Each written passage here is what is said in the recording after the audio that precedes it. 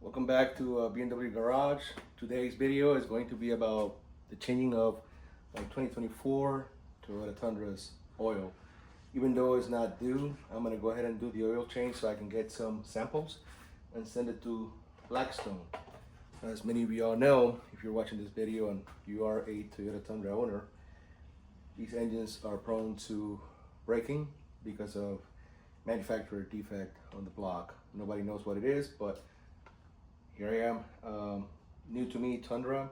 I've had it for about a month now, and I've been wanting to do the oil analysis. I haven't used it very much. I've only used it sporadically, maybe give or take 400 miles or 500 miles, but I thought I'd do a checkup on the oil just so I know where the engine stands right now. It's got around 36,500 or 600 miles on it. So I'm going to show you guys how to do this very quick. This particular car, since it's so high, we don't even have to lift it. It took me longer just to get it in the garage, and it's going to take me to actually change the oil. And for that, I'm going to go ahead and show you guys, those of you that have never done it. I suggest you learn, because it actually takes you less time doing it at home than it does taking it to a dealership. I'm not saying not take it to the dealership, because I understand some of the vehicles have warranty and you don't want to void the warranty if you do some shady work. In my case, I just did an oil change this morning, and I have done hundreds of oil changes in my life throughout my ownership of vehicles that I've owned, from Toyotas, mainly BMWs and other brands as well. But anyhow, the reason I say do it yourself if you can is because, again, taking it to a dealership, I've seen it can take anywhere from 2 to 4 hours just for an oil change. And I don't have 2 to 4 hours just to sit there and do nothing, even with my phone and doing other things. I just don't want to do it in a dealership, to be quite honest. So I'd rather do it here at home in the comfort of my garage, which is why I called it BMW Garage, because I have 6 BMWs and now I have a Toyota truck to help me tow the BMWs when I need to. Anyhow, so first off, I'm going to remove the oil cap of the engine, and that's going to be fairly simple. And before I do that, I'm going to show what kind of oil I'm going to use, the Valvoline Proven Maximize Engine Life oil. I would have much preferred a thicker oil here in Florida, but for this first time, I'm going to use what the manufacturer suggests, which is the 0W20. I also have other twin turbo engines on the BMWs that I own, and I use 20W50 Valvoline VR1, I believe it is, which has more lubricant to help the engine over time. So here I'm going to have the Blackstone sample cups. For the oil pan, I'm going to need a 40mm socket with a 3/8 inch ratchet, and then for the oil filter, I'm going to use a 12mm socket with my impact gun to remove the cover from underneath the car, my trusty filter, which I'm going to take. And for a vehicle like this will be the first time I ever use a ladder, so I can actually get to the oil filter, or I'm sorry, the oil cap. So removing the oil cap, that's simple, anybody can do that.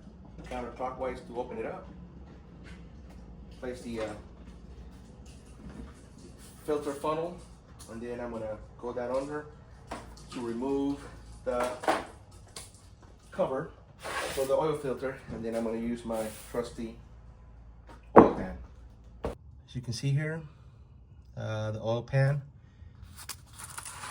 it's right there. I'm going to put a piece of cardboard just so if the oil sprinkles out of the oil pan, the plastic pan that I have here, it doesn't fall on my floor. Even though I don't care, it's just more work for me afterwards to clean up, which I hate. The aftermath. I need a helper that can come help me here clean up. So if anyone wants a job here at BMW Garage, hit me up. I'm in Tampa. I have a lot of work to do in my cars. So anyhow, I'm gonna go ahead and remove that here shortly. Let me see if I can put the phone here.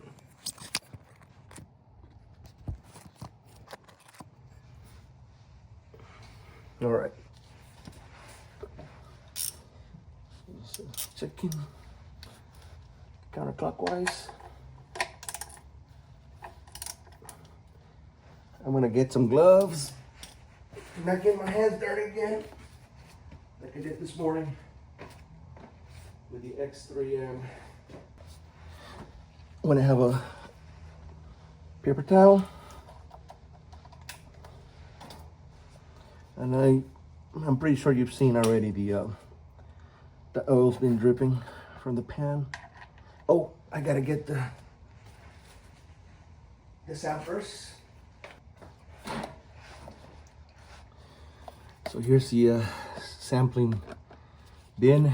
This was in here. It's got like a rag in there, oil absorbent rag, in case it spills in there. Then it is double covered because it's got this as well, this container, that it makes it safe to ship through the mail.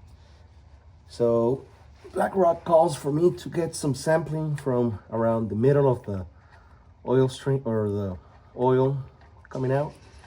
So I'm gonna let it. This is a really thin oil. I have never ever had this much thinness in an oil in any of my cars, and it spilled all over because it's so thin.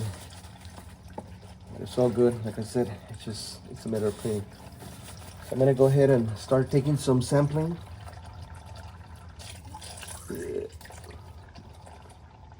That's how it's done.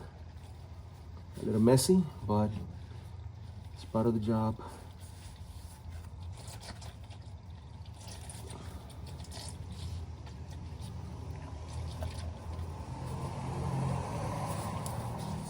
So what this is going to tell me, hopefully, is whether the engine itself is healthy or not, if there are any particles of metal inside of the engine, and if so, what they are, where they came from, and so on and so forth. It should give me an idea on whether I have a time bomb or if I got a good engine, because I know not all the cars were recalled. Even though this car was recalled, it doesn't necessarily mean that the engine is going to blow. Your car might not have been recalled and the engine probably blew. So, but I'm still doing this just because I need to know what I'm dealing with, being that it's a new car to me. I have never bought a car that it had a recall like this, where I have to worry about the engine going out. So I need to have some sort of a reassurance that at least it's not gonna break anytime soon. If it comes back as being good to go, no particles, or just normal, then it'll give me confidence that this engine may last beyond 100,000 miles, which means I can use it as I please. And then if the engine blows, or whenever they're ready for me to have a new engine, I'll be more than happy to go replace the engine with a newer engine with a 1-year warranty on it. For that, I will make a video on the results once I'm done, once I get the results back.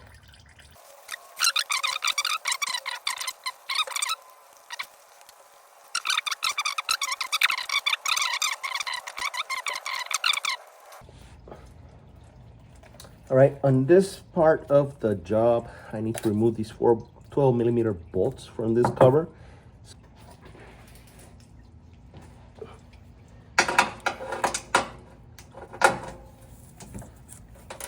Okay.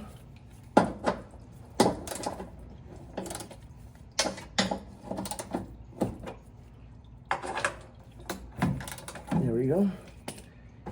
Loosen that up.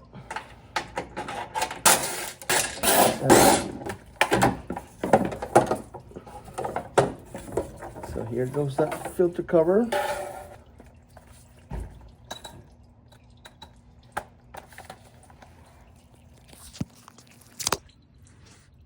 And there you can see the filter. This is where the filter goes. So once we remove it, it's gonna make a little bit of a mess, like all the filters do when they're in this position. So just giving you a reference of what it looks like. You just need to get the filter removal tool.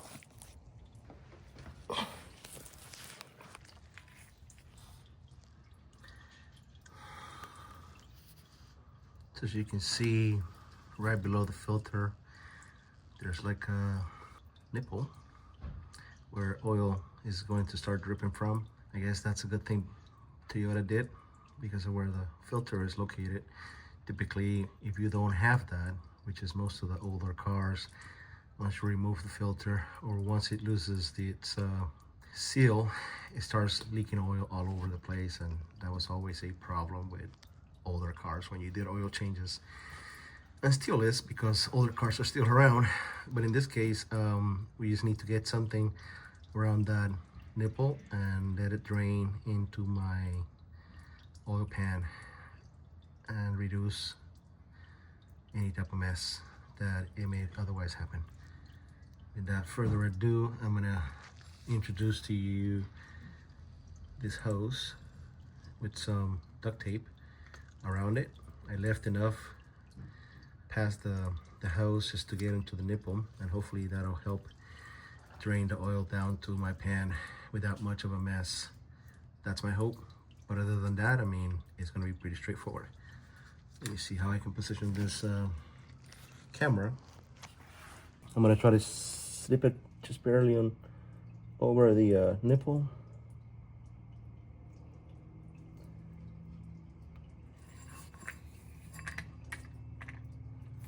Maybe the opening is too small. It's been over 10 minutes and the oil is still dripping. As you can see, that's the part that takes the longest on this oil change, it appears. First time doing it on this car. I'm gonna have to go get another piece of duct tape and use a different strategy. So now I'm gonna just wrap it around the nipple, the very top, and then I'm gonna show you guys how that's gonna look. So I attached it to that nipple, and then I'm gonna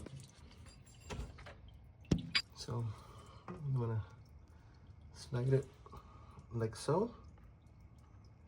And then I'm gonna wrap it with the duct tape, the shorter part first, and then the larger or the longer part around the shorter part once it's over the hose, and that should hold it in place and transfer the oil down below without much of a mess. So that's what I'm gonna do with this particular filter. Butted it against the nipple really nice and straight, and now it's around the hose.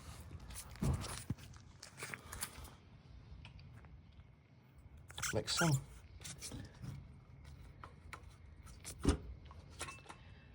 And then I get this.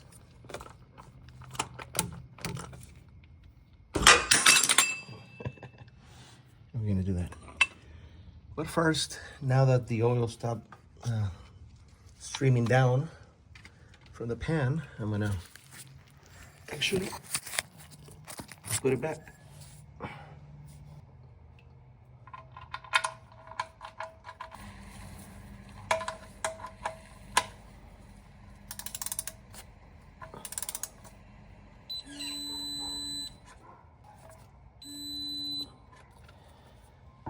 It's about 20 foot-pounds of torque.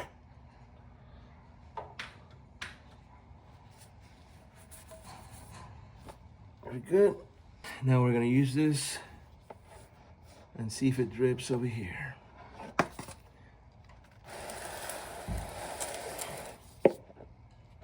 Okay. All right. Let's see. Lefty loosey. Very nice and soft. It's good. So now that the filter is really easy to turn, I'm just gonna get the grip here, put it on top of the filter, and then just remove it by hand. Just put in this by itself, and then I'm gonna twist it left. And there's oil coming out here. And I don't know how this works, but it's just gonna have to be cleaned up at the end. Oh, and I see oil there going down the hose. That's great. Dad, where you put my phone at? I don't know, son. You serious? Yeah.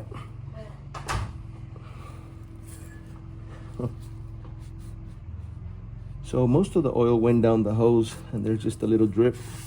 I'm assuming it comes behind that placeholder under the filter, which is great.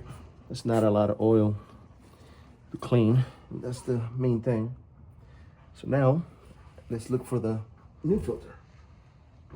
Make sure you lubricate the filter. This one looks like it's already lubricated compared to other filters. So we're gonna find the screw and screw it in nice and easy by hand. Sometimes you can just do it by hand and it'll be fine. But I'm gonna use the actual tool to tighten it up because you get a better grip. And once you cannot twist it anymore by hand, that's good enough. You don't really have to twist it with the ratchet, even though this one seemed like it was done by hand. So now I have this hose here. I'm gonna twist it so I can get this duct tape off. Yeah, so it worked. I still made a little mess, but it's okay. It's better than having a bunch of oil just gushing down at your face, your arm. It's very uncomfortable when that happens because then you have to clean yourself, of course. Just more time from actually doing the job. Okay, so now we're gonna put back the cover. I'm gonna clean the area. Get another light. I just realized my microphone was not connected to my phone, so I apologize. I thought I was gonna be able to speak lower since I have the microphone on and you guys can hear me, but it's my mistake.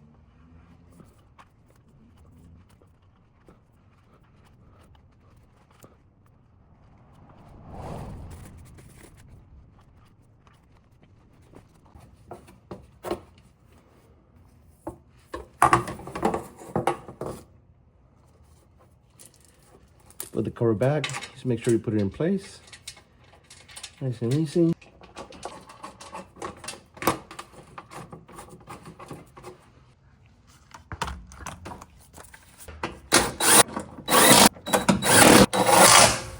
And that's it. That's all there is for down here. Very simple, very quick. So another reason why I like to have this cardboard is so I can just pull the oil back nice and easy without having to carry it, which a lot of times ends up spilling because there's just so much.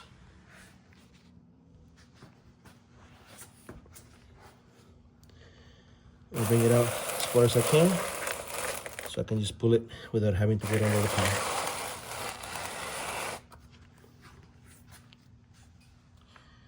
And I recommend getting some LED lights also to help you see what you're doing.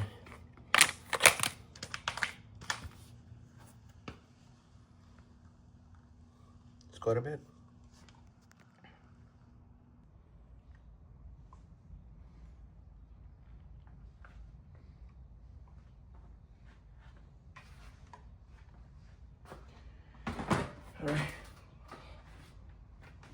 All right, I also recommend getting one of these jugs where you can put the smaller portion of the oil that you're going to put into your engine.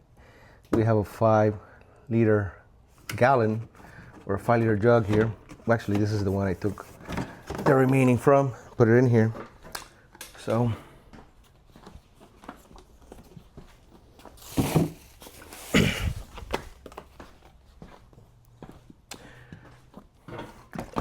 the reason I recommend one of these is so you have the exact measurement that you need to put into your motor.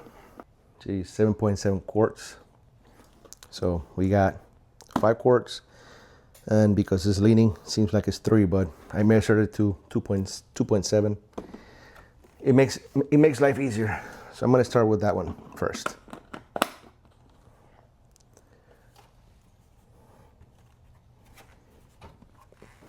And get your trusty ladder as well.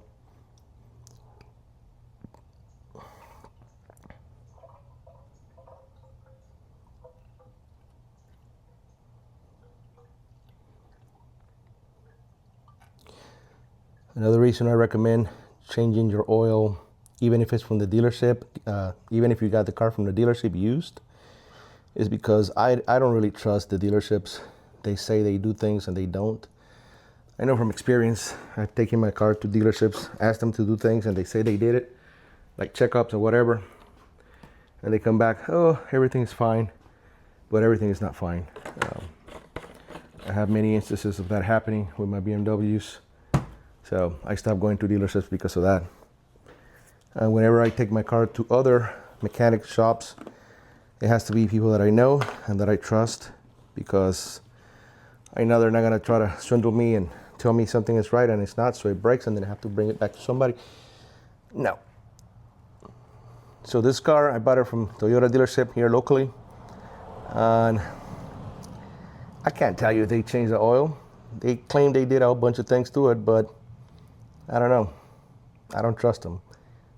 Plain and simple. So I'm doing this. It gives me a peace of mind knowing that, okay, at this mileage, the oil was changed, the filter was changed. So if I want to change it again at 5,000 miles from here, I can.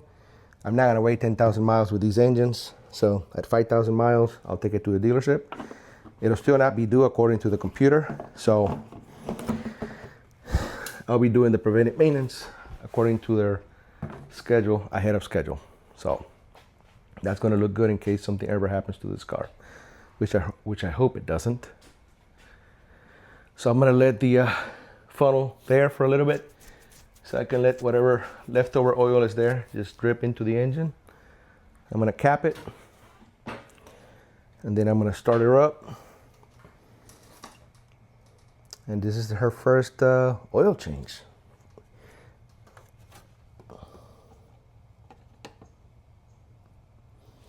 So I want to say I did this in about 30 minutes, which is pretty quick for this much oil.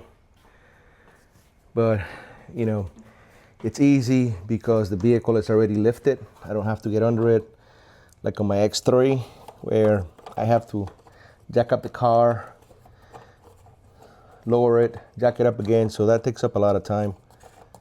With this one, you just get under it and you're good. I'm not the skinniest, but I'm not the heaviest either. I would say I'm heavy for my height, but that's a different subject. Just making sure that the cap is not cross-threaded. It's the first time I ever used this one here. It's got a weird angle, so it's good.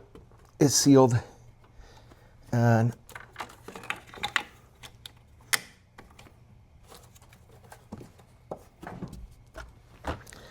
engine looks clean from what I can see. It's a brand new car anyway, so it should be clean. All right. All right, so at 37,689 miles, the oil has been changed.